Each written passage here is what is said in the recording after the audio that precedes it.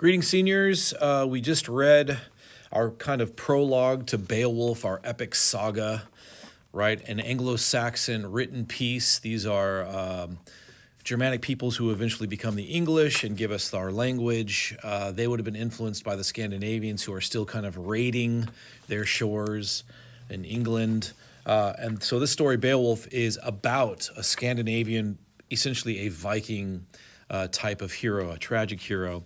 It was pagan, probably spoken of for hundreds and hundreds of years, and then ultimately had this Christian kind of interjection where once Christendom happened in Northern Europe, they took this pagan story and then pushed a bunch of Christian allusion into it. So I kind of found some of my notes from last year. So let's add some of these to our first little prologue where we intro Grendel. We focused on alliteration and kinnings. We talked a little bit about the son of Cain being a kinning, a metaphor, a compound bunch of words, a collection of words to describe this evil Grendel who's mad because he wasn't invited to the party. Here's all the alliteration. You can pause and grab it.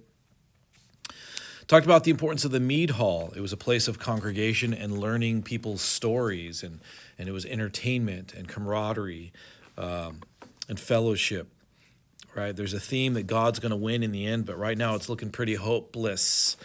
King Hrothgar is pretty saddened by the fact that he's haunted every night in his beautiful mead hall that he loves.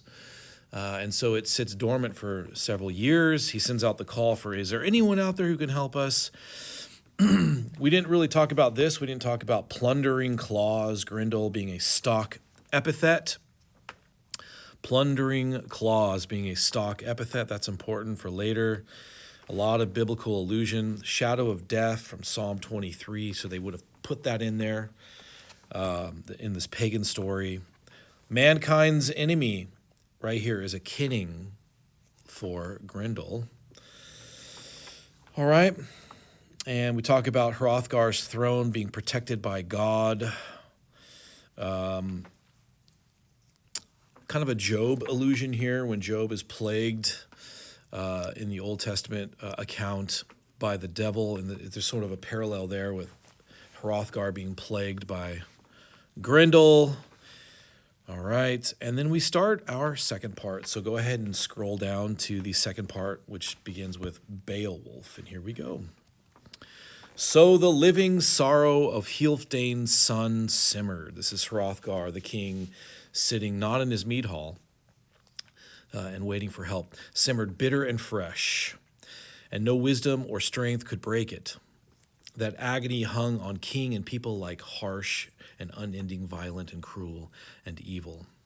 Like, can this get better? And here's a shift right here. Now, in his far-off home, Beowulf, Higlac's follower and the strongest of the Yeats, greater and stronger than anyone anywhere in this world, heard how Grendel filled nights with horror and quickly commanded a boat fitted out, proclaiming that he'd go to that famous king, would sail across the sea to Hrothgar, now when help was needed. Beowulf being this guy who's just going to jump in the fray. We love that about him. None of the wise ones regretted his going, much as he was loved by the Yeats. The omens were good, that's pagan, and they urged the adventure on. So Beowulf chose the mightiest men he could find, the bravest and best of the Yeats, 14 in all, and led them down to their boat. I wrote here, Tolkien influenced. If you like The Hobbit, if you like Lord of the Rings, just look at this. 14 men in all. Does this sound familiar to you? Of course, J.R.R. Tolkien, the famous fantasy writer who gave us just such epics, was influenced because he was, in fact, an Anglo-Saxon historian and a student of language. So this is when Gandalf comes and grabs the dwarves, and they need a 14th, which would be Bilbo, the Hobbit, to go on their mighty journey. Okay, so he's an epic hero. He's a tragic hero, Beowulf. What makes him a hero? He answers the call. He goes. Okay. He knew the sea would point the prow, that's the front of his boat, straight to that distant Danish shore. The prow on a Venetian boat is called the Pharaoh. You chemists, Fe stands for iron. The prow was made out of iron.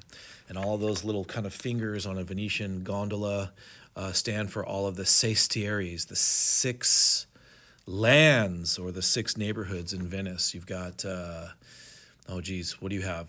Giudecca, you've got Cannaregio, San Polo, I forgot the rest. Anyway, Beowulf and his men sail over the sea to the land of the Danes to offer help to Hrothgar. They are escorted by a Danish guard to Heorot, where Wulfgar, one of Hrothgar's soldiers, tells the king of their arrival. Hrothgar knows of Beowulf and is ready to welcome the young prince and his men. They have faith in him. He's full of pride and honor, and so for this reason, he is our hero. Notice we're going to focus this time around in today's reading on the boasts, the warrior boast, and this is going to culminate in a project where you're going to have to boast about yourself. It's called the Warrior Boast Challenge. So look for words of a haughty nature when one is describing themselves. So anyway, then Wulfgar went to the door and addressed the waiting seafarers with soldiers' words. My lord, the great king of the Danes, commands me to tell you that he knows of your noble birth, and that having come to him from over the open sea, you have come bravely and are welcome. Now go to him as you are, in your armor and helmets, but leave your battle shields here and your spears. Let them lie waiting for the promises your words may make. Beowulf arose, he's going to counter, with his men around him, ordering a few to remain with their weapons, leading the others quickly along under Heorot's steep roof into Hrothgar's presence. Know that Heorot, the mead hall, is okay during the day. It's at night. That's when it's abandoned, because they know that when the feasting and the celebration happens, this is when Grendel will come and, murder everyone. So they don't do that. Heorot's steep roof into Hrothgar's presence, standing on that prince's own hearth. Helmeted, the silvery metal of his mail shirt, and we actually made some chain mail in class, didn't we? Gleaming with a smith's high art, he greeted the Danes' great lord. Hail, Hrothgar! Hygelac is my cousin and my king. The days of my youth have been filled with glory. He's going to be bragging on himself. Now Grendel's name has echoed in our land. Sailors have brought us stories of Heorot, the best of all mead halls, deserted and useless when the moon hangs in the skies the sun had lit. Light and life fleeing together. We're just going to go ahead and grab a little bit of alliteration since we haven't been doing that today. Light and life, lit, right? My people have said, the wisest, most knowing and best of them, that my duty was to go to the Danes' great king. They have seen my strength for themselves, bragging on himself, have watched me rise from the darkness of war, dripping with my enemy's blood. I drove he's going to start telling of his great accomplishments, feats. I drove 5 great giants into chains, chased all of that race from the earth. I swam in the blackness of night, hunting monsters out of the ocean and killing them one by one. Death was my errand, my task, and the fate they had earned. Now Grendel and I are called together, and I've come. Grant me then, Lord and protector of this noble place, a single request. I have come so far. O shelter of warriors, here is a kinning speaking of Hrothgar the king, and your people's loved friend. This is another one, a kinning, in reference to Hrothgar. That this one favor you should not refuse me, that I alone and with the help of my men may purge, that's a cool word, all evil from this hall. I have heard, too, that the monster's scorn of men is so great that he needs no weapons and fears none. Nor will I.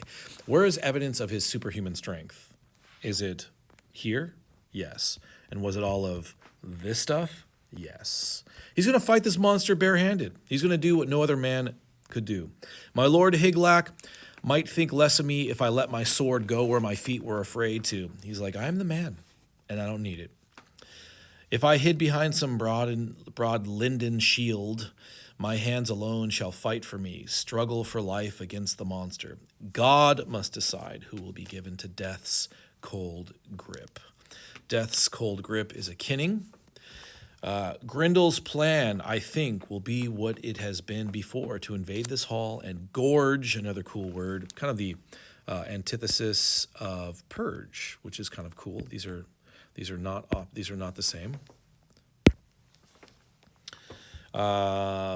He's going to gorge his belly with our bodies. If he can, little repetition there. Little repetition here. If he can.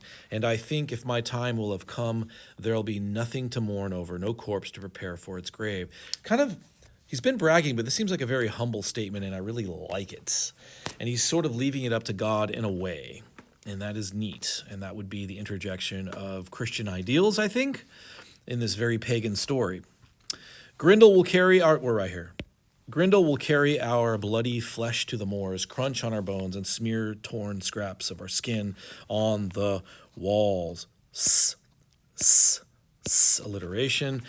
On the walls of his den. No, I expect no Danes will fret about sewing our shrouds if he wins. If you've seen Braveheart, which is a Scottish story, the same kind of concept, burial shroud, which he would be wrapped in. And if death does take me, send the hammered mail of my armor to Hyglac, his cousin. Again, armor. If you were a blacksmith during these times, quite honestly, there was a bit of superstition involved around you. And we find blacksmiths in mythology and stories being represented as almost wizards of sorts, magical, because they would have had a very keen knowledge of how to do things that no one else really could do. And you would really guard that if you were a blacksmith closely. You would handpick your apprentice carefully, one who wouldn't share the knowledge of how to make metal bend and do things, how to anneal metal, how to temper metal, make it stronger. And so there's a character in mythology, in Anglo-Saxon mythology, called Wayland, and they might mention him. Oh, he's right here, actually. My bad. Wayland was this type of guy, almost mythological, of a blacksmith who could do these amazing things. If you made chainmail, you were essentially providing someone with protection that they wouldn't normally have had. I know that sounds kind of trite for us, but think about it. You know, you're saving someone's life with an element that no one else can do. So you were magical. Anyway, so if I die, send my hammered mail. We're right here. I'm going to change the color just because. To Hyglac, my cousin, return the inheritance I had from Hrethel. Look at all of this. Hammered, Hyglac, Hrethel, had, he, alliteration. So inheritance would be the armor and the swords, probably from Wayland. Yes, my inheritance from Wayland, the magical blacksmith. Fate will unwind as it must. So it's kind of interesting. We have some opposing ideas, contrast. Fate would be from the pagan tradition, and God would be from the Christian tradition. So it's kind of cool how we have a bunch of this paradox, because a pagan story is being told by Christian people, right? Cool stuff. Hrothgar replied, protector of the Danes, Beowulf, you've come to us in friendship. Protector of the Danes, by the way, is a kinning, okay? Beowulf, you've come to us in friendship, and because of the reception your father found at our court, Edgetho had begun a bitter feud. Killing Hathlaf, a wolfing warrior, your father's countrymen were afraid of war. If he returned to his home, and they turned him away. Then he traveled across the curving waves to the land of the Danes. I was new to the throne, then a young man ruling this wide kingdom and its golden city. I'm going to stop right there. Let's take a look at some characters. Again, Wayland, blacksmith magician. Who is Hrethel, a former king of the Yates, Hyglac's father and Beowulf's grandfather. Edgetho, Beowulf's father. Wolfing, Germanic tribe, and there's some beef with Beowulf's father killing one of those guys and kind of living in exile for a time. Anyway, Hrothgar, the king of the Danes, who's accepting Beowulf's help, is sort of recounting some of Beowulf's story to him. Okay, so Hrothgar, my older brother, we're right here, a far better man than I, had died, and dying made me second among Healfdane's sons, first in this nation. I bought the end of Edgetho's quarrel, sent ancient treasures through the ocean's furrows to the Wolfings. your father swore he'd keep that peace. So Beowulf's dad kills one of the wolfing warriors, I believe. His dad, his name is Edgetho. He runs away, goes to Hrothgar. Hrothgar ends up paying off. This is the, what is it called? Not retribution, but reparation. So this was a tradition of the Anglo-Saxon community of paying, and Scandinavian, Viking, paying for your sins essentially in this life. If you murdered someone, you could pretty much pay their family off, and then you would be okay. You wouldn't be killed for the most part. You probably had to watch your back, but this is what Hrothgar did for Beowulf's dad. So this is probably why Beowulf feels indebted to Hrothgar the king. All right? He'd keep that peace. So my tongue grows heavy and my heart when I try to tell you that Grendel has, what Grendel has brought us, the damage he's done. Damage. Oops. Damage done. Here, Hall. You see for yourself how much smaller our ranks have become and can guess what we've lost to this terror. To terror. Surely the Lord Almighty could stop his madness, smother his lust. How many times have I men, glowing with courage, meaning drunk, drawn from too many cups of ale, sworn to stay after dark and stem that horror with the sweep of their swords? You know, sweep, swords, stem, sworn, stay. Guys, the alliteration abounds. And then in the morning, sadly, this mead hall, glittering with new light, would be drenched with blood.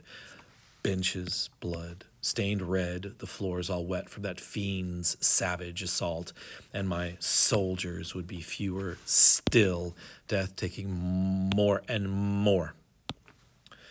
But to table, Beowulf, a banquet in your honor, so they're going to have a feast. Let us toast your victories and talk of the future. Note that Hrothgar delivers a long speech to Beowulf in lines 190 through 224. What values are reflected in the speech? And I hope you're saying something like, bravery is valued, right? So we're living in kind of a dog-eat-dog period of time, whereas what's valued now? Is bravery valued in 2021 as much as it was in, from 480 to 1080? Maybe not as much. What's valued now? I would imagine it's probably, this is what's valued now, right? Which isn't cool. I lost my place. Then Hrothgar's men, we're going to go right here. Let's change our color again because that's just what we do. Then Hrothgar's men gave places to the Yates. So Yates would be Beowulf's people. They yielded benches to the bravest visitors. Sit down, and led them to the feast.